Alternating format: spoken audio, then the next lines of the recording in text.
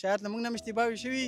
زه داسې نه وایم چې زه به پاک یم، خو ایران کې وو، ترکیه کې وو، بیا بلغار ته واوښتو. ډېر ښه. اوس هوایي راغلی یا زمیني راغلی آلمان ته؟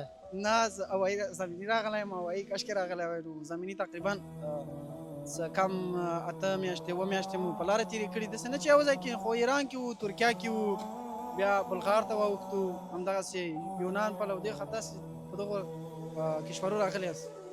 لارې څنګه وي؟ په لاره کې به در باندې ډېر مشکلات تېر شوي. اکثره په دې لارو باندې چې راځي ټول بیخي هغه د مرګ سره لوبې دي. د لار مشکلات خو پوښتنه مه کوه. تقریبا مرګ او ژوند لوبه ده، بالکل تاسو خو هم پوهېږئ. نو سختي شته، واقعیت ډېره سختي ده چې سختي تېره نه کړې اساني کیله شته ده.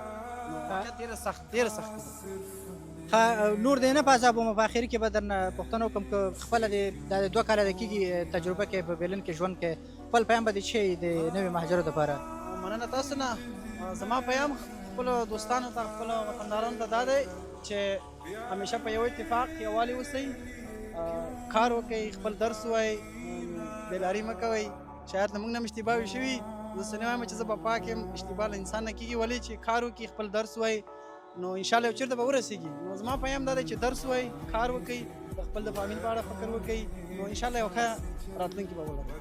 مننه ډېره زیاته مننه. مننه تاسو نه. ښه وخت ولرئ. مننه.